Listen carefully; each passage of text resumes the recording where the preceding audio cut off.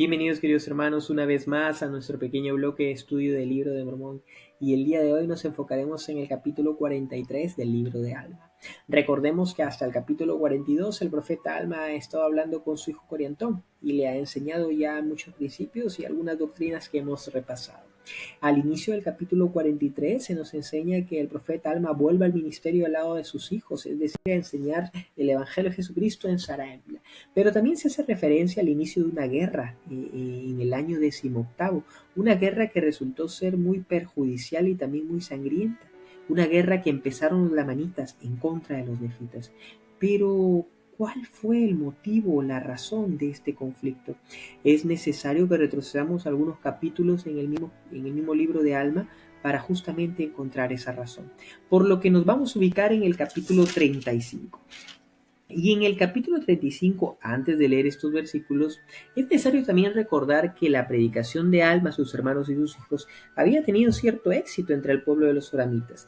De hecho, recordemos que de la parte más humilde de los soramitas, debido a su extrema pobreza, se había humillado y había creído en las palabras del profeta. Esto había molestado bastante a los líderes soramitas inicuos, que después de realizar averiguaciones en secreto y haber determinado la cantidad de soramitas que había creído en las palabras de Alma, los expulsaron.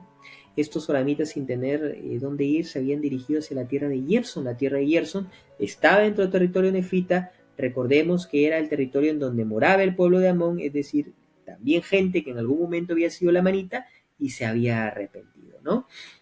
Pero bueno, pues estos estos líderes inicuos soramitas, al darse cuenta de esto, les escriben, se comunican con la gente del pueblo de Gerson exigiéndoles que no reciban a los soramitas expulsados. Veamos lo que dice el versículo 8. Ahora bien, el pueblo de los soramitas se enojó con el pueblo de Amón que estaba en Gerson, y el gobernante principal de los soramitas, siendo un hombre muy inicuo, se comunicó con los del pueblo de Amón, instándolos a que echaran fuera de su tierra a cuantos de los de ellos llegaran a esa tierra. Versículo 9, continúo, y profirió muchas amenazas contra ellos, mas el pueblo de Amón no tuvo miedo de sus palabras, por tanto no los echaron fuera, sino que recibieron a todos los soramitas pobres que llegaron a ellos, y los alimentaron y los vistieron y les dieron tierras por herencia y los atendieron según sus necesidades.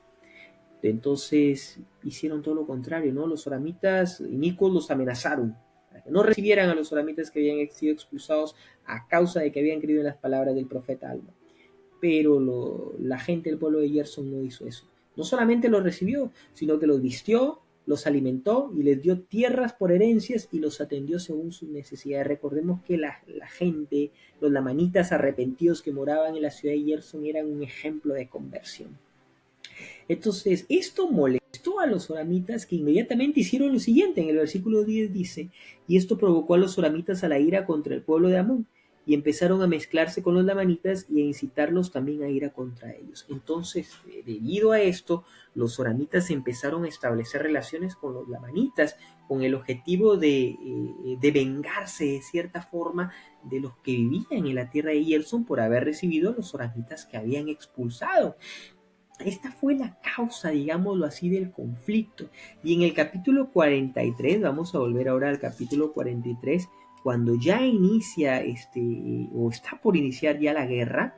Cabe resaltar que lo que acabamos de leer hace un momento sucedió en el año 17 del gobierno de los jueces. Ahora ya estamos en el año 18 del gobierno de los jueces. De hecho, no había pasado mucho tiempo y los lamanitas llegan y empiezan la guerra. Pero, ¿en qué parte? ¿En qué lugar? Vamos a aprenderlo ahora, porque la verdad que es muy interesante y también nos deja una gran enseñanza. Versículo 5. Y ocurrió que los lamanitas vinieron con sus miles y llegaron a la tierra de Antionum, que es la tierra de los soramitas, y era su caudillo un hombre llamado Seraemna. Su líder o su caudillo se llamaba Seraemna. Pero lo que más me llama la atención es que llegaron a la tierra de Antionum, que es la tierra de los soramitas, es decir, le permitieron los soramitas a los lamanitas entrar a territorio nefita y desde ahí emprender la guerra en contra de la ciudad de Gerson o del pueblo de Amón, que había recibido a los soramitas expulsados. ¿Hasta dónde había llegado la iniquidad de los soramitas? que habían dejado entrar en sus tierras al enemigo, digámoslo así, que ahora eran sus cómplices o sus amigos. Y esto me hace pensar bastante en cómo nosotros también hoy en día podemos ceder territorio al enemigo para entrar quizás a nuestros hogares o a nuestras vidas y desde una posición más cercana empezar a hacernos daño. Y también me hace pensar en dos personajes importantes de las escrituras. Ambos fueron buenos, pero de cierta forma actuaron al inicio de modo diferente, ¿no? José, por ejemplo, José de Egipto, que fue fiel toda la vida, en toda la historia José fue un hombre fiel y digno.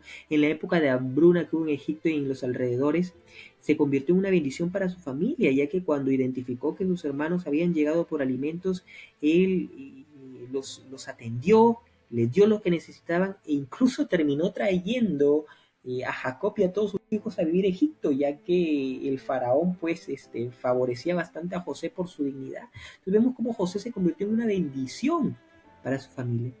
Y por otro lado tenemos el ejemplo de Jonás cuando se le mandó a predicar el evangelio en Nínive y el profeta tuvo miedo e intentó huir del Señor y entró en un barco.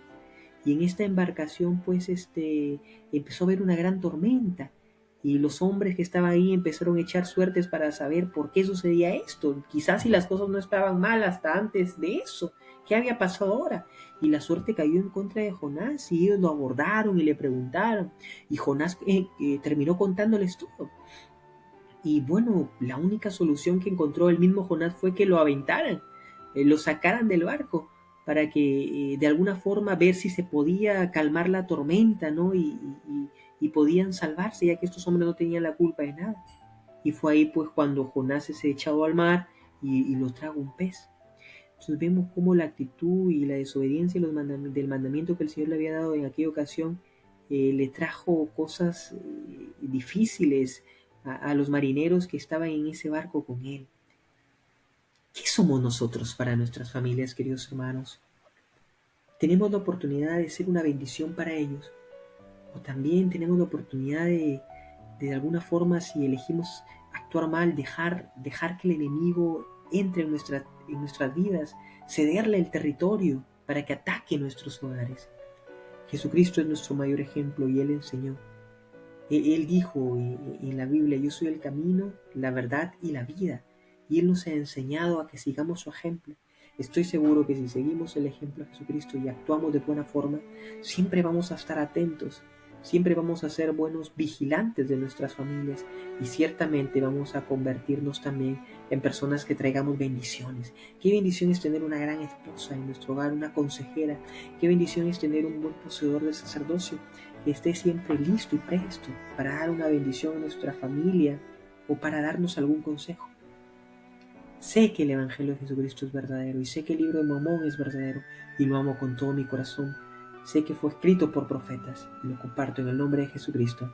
Amén.